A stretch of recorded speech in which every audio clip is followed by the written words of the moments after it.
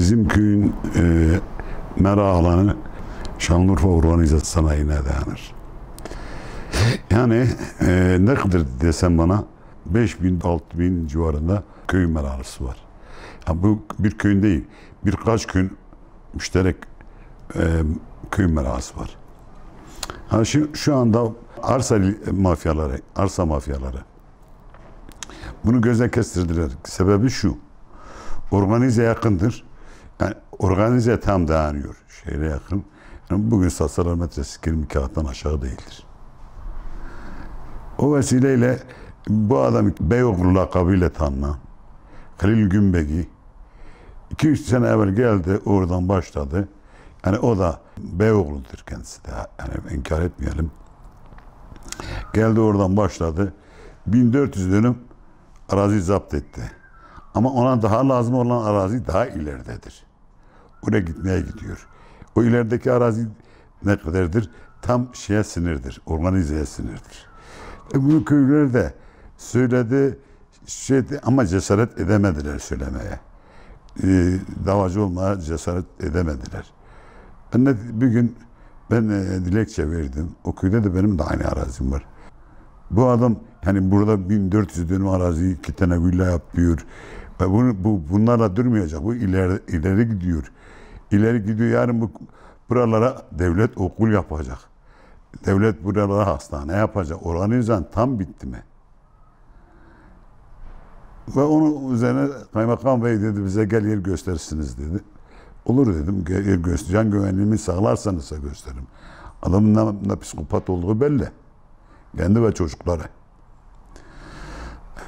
Gittim Kaymakam Bey'in isteği üzerine yer göstermeye gittim.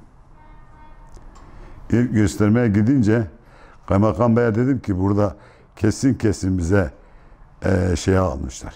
Kaymakam Bey dürüne. Kesin bu gece infaz kararımızı almışlar. Bizi de askeri de hepsini tararlar. Öyle bir şey olmaz dedim. Bak ben biliyorum onu bize.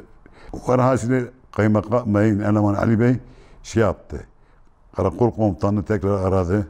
Geniş önlem aldınız mı? Alınız dedi. Aldık dediler. Nasıl oraya gittik? 4 tane jandarma arabasıyla gittik, indik. Resmi elbiseli insanları da hedef gözetmek için Kayıl Gümbegi çocuklar millete ateş ettiler.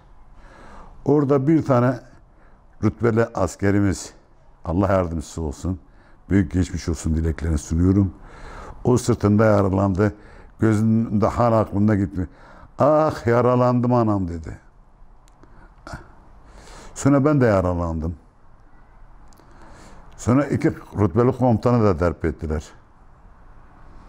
Ve bunlar yakalandı. Yine bu devletimizin emanet ettiğimiz insanların Allah yüklerini hafif etsin.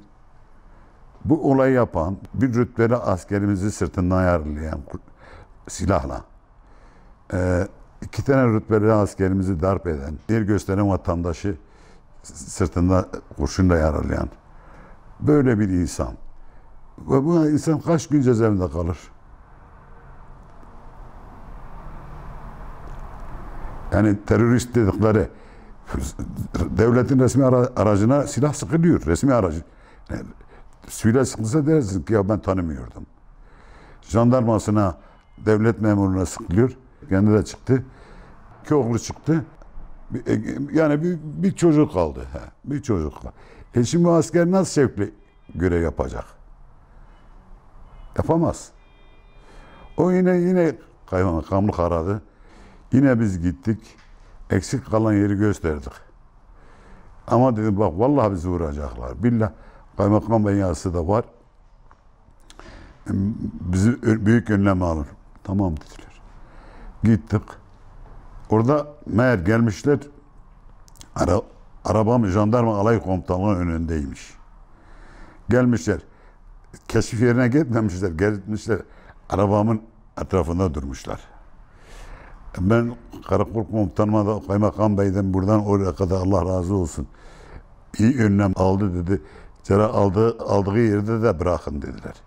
Dedim benim aldığım yer jandarma alay komutanlığı olsun. Bırakılacağım yer de orası olsun. Ben oraya askeri aracı bıraktı. Orada da beni takip ettiler. Tam şeyde ana yola çıkarken, hani ana yola çıkıyorsun hem bakıyor yani ana yol arabalar geliyor, sen tahliye yoldan al. Tam birisi böyle araba bize yanaştı. Ben zannettim o da yani o da o yola gitmek zorunda. Önümüze kırdı, indi. Enince Kıyıl Gümbey'in 2 çocuğu vardı. Bir tane de arkasında vardı. Yani Kıyıl Gümbey'e benziyordu. O 2 çocuk Kıyıl Gümbey'in çocuklarıydı. Üstümüze otomatik silahlar ateş ettiler, gerisi de bilmiyor. Bu kişilerden ziyade devlet milletin malı, merası, tarlası, namusu devletindir. Devlete Allah zeval vermesin. Devlet bu arazi mafyaların önüne geçmesi lazım. Köylünün arazisini köylüye bıraktırılması lazım. Yarın çocuklarımız şehirlerde dolaşmasın. Köydeki köyde çalışsın, şehirdeki şehirde çalışsın. Bu çok büyük bir rant. Ölüsü 60 trilyon, 70 trilyon şu anki bedel. Bunlar ve bunlara benzer herkesin, hani devletin malına, toplumun malına zarar veren herkesin yakalanması lazım. Ya huzur arıyorsa zalimin yakalanması lazım. Cezalanması lazım. Zaten burada bir eksik var. Eksik ne? Yaptıkları kendilere kar kalıyor. Yani burada sen bugün 60 milyar, 70 milyar para, sen o parayla oynuyor musun? Civar köyler hep köyü boşalttı onların oraya gelmesiyle. Hayvancılık biter.